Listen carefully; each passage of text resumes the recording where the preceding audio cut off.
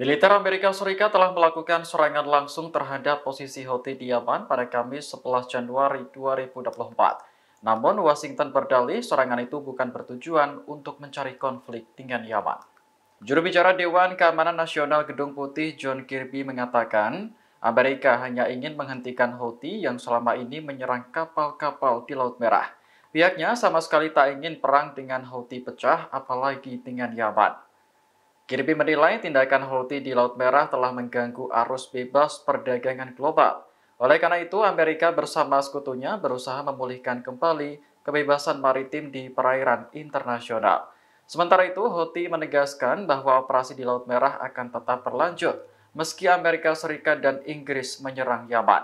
Militan tersebut membantah tuduhan bahwa pihaknya mengganggu arus perdagangan global. Sebab kapal-kapal yang selama ini ditargetkan hanya milik Israel atau yang berafiliasi dengan Israel. Houthi menegaskan kembali bahwa aksinya itu merupakan bentuk solidaritas terhadap Gaza.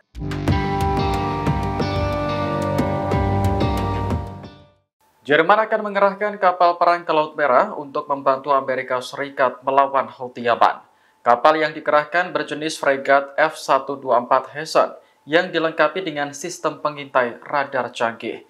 Sistem ini diklaim mampu melacak hingga 1.000 target secara bersamaan. Melansir surat kabar Jerman, kapal F-124 Hessen juga dilengkapi dengan rudal anti kapal harpun dan torpedo. Kapal perang tersebut dijadwalkan meninggalkan pantai Jerman pada 1 Februari 2024 menuju Laut Merah.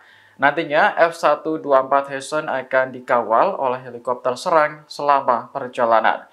Sebelumnya pada Selasa 9 Januari, Inggris juga telah mengerahkan kapal perang HMS Richmond ke Laut Merah. Menteri Pertahanan Inggris Grant Shapps menyebut kapal itu sedang dalam perjalanan. Menurutnya, kehadiran kapal Inggris di Laut Merah akan membantu Amerika dalam melawan Houthi Yaman. Shapps memastikan bahwa London akan terus berkontribusi dalam menjamin keamanan kapal-kapal dagang di perairan internasional. Hal ini penting untuk keberlanjutan perekonomian global.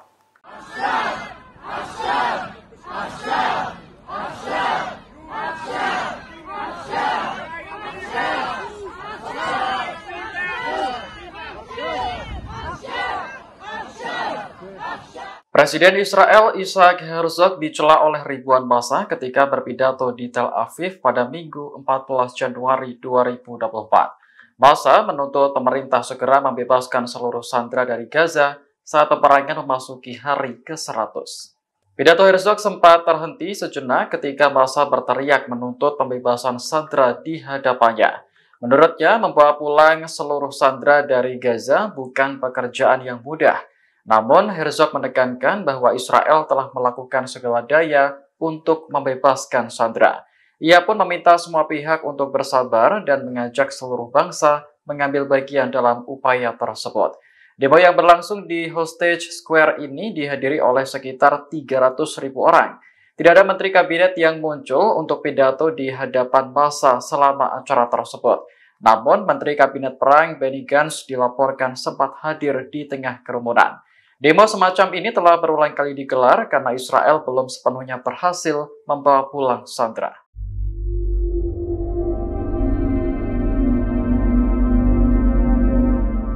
Rudal anti-tank Hizbullah diluncurkan ke Israel Utara pada Minggu 14 Januari 2024. Serangan ini mengakibatkan seorang pria tewas dan seorang wanita lainnya terluka parah. The Times of Israel melaporkan rudal menghantam sebuah rumah di Kfar Yuval dekat perbatasan Lebanon.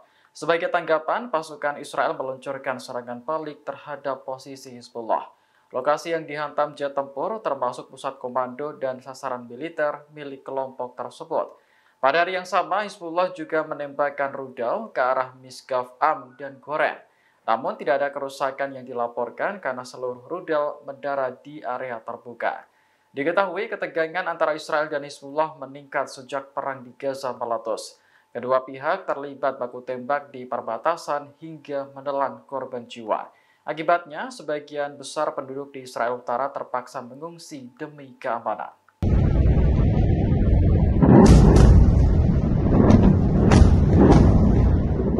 Jumlah perwira militer Houthi yang tewas akibat serangan Amerika Serikat dan Inggris di Yaman bertambah menjadi 6 orang. Korban termasuk seorang kolonel yang selama ini menyuarakan dukungan terhadap Gaza melawan Israel. Sejumlah perwira militer yang tewas dimakamkan di ibu kota Sanaa pada Minggu 14 Januari 2024. Namun hingga sekarang identitas para korban masih belum diungkap ke publik. Sebelumnya pada Jumat 12 Januari, Houthi mengumumkan 5 pejuangnya tewas akibat serangan Amerika dan Inggris. Sedikitnya ada 73 serangan yang diluncurkan ke Yaman oleh kedua negara tersebut. Amerika dan Inggris kembali melakukan serangan pada Sabtu dan Minggu kemarin, menargetkan Sanaa dan Hodeidah. Serangan inilah yang diduga menambah jumlah pejuang Houthi yang tewas. Menanggapi hal ini, Houthi bersumpah akan membalas Amerika dan Inggris, serta menyebut kedua negara itu menjadi target yang sah. Adapun serangan di Yaman merupakan tanggapan atas tindakan Houthi di Laut Merah. Presiden Amerika Serikat Joe Biden menyebut tindakan Houthi yang terus-menerus menyerang kapal dagang telah mengganggu arus perdagangan.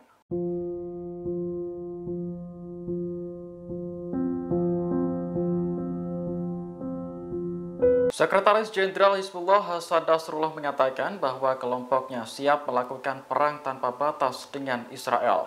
Pernyataan ini disampaikan pada Minggu 14 Januari 2024 saat ketegangan antara kedua pihak meningkat di perbatasan. Menurut Nasrullah, Israel adalah pihak yang paling takut akan perang, bukan Hizbullah. Ia mengklaim bahwa kelompoknya telah siap menghadapi pasukan Zionis sejak 99 hari terakhir. Nasrullah juga menuduh Israel tak pernah transparan dalam melaporkan jumlah korban perang. Menurutnya, hal itu dilakukan untuk menutupi tanda-tanda kekalahan Zionis. Diketahui, ketegangan antara Israel dan Hizbullah meningkat sejak perang di Gaza meletus. Kedua pihak terlibat baku tembak di perbatasan hingga menelan korban jiwa. Akibatnya, sebagian besar penduduk di Israel Utara terpaksa mengungsi demi keamanan.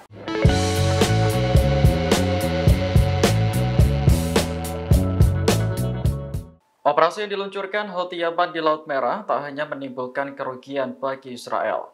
Mesir juga ikut merasakan dampaknya karena kapal-kapal menghindari terusan Suez, yakni perairan yang menghubungkan Laut Mediterania dengan Laut Merah. Kepala Otoritas Terusan Suez Osama Rabi mengatakan pendapatan yang dihasilkan menurun sebesar 40% dari tahun sebelumnya.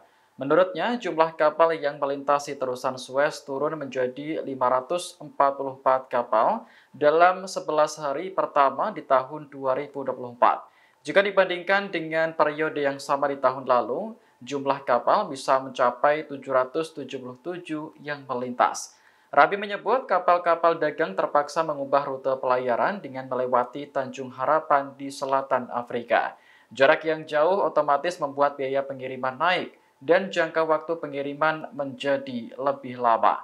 Sebagai informasi, terusan Suez merupakan sumber utama mata uang asing bagi Mesir. Dalam beberapa tahun terakhir, Kairo telah berusaha keras untuk meningkatkan pendapatan dengan mengizinkan kapal komersial melewatinya. Rute ini diperluas pada tahun 2015 dan perluasan lebih lanjut kini sedang berlangsung. Pada Juni 2023, terusan Suez mencatat pendapatan tahunan tertinggi sebesar 9,4 miliar dolar atau sekitar 146 triliun rupiah. Saat itu ada lebih dari 25.000 kapal yang membawa 1,5 miliar ton kargo melewati rute tersebut, yang merupakan rekor tertinggi yang pernah tercatat. Download Tribun X sekarang, menghadirkan lokal menjadi Indonesia.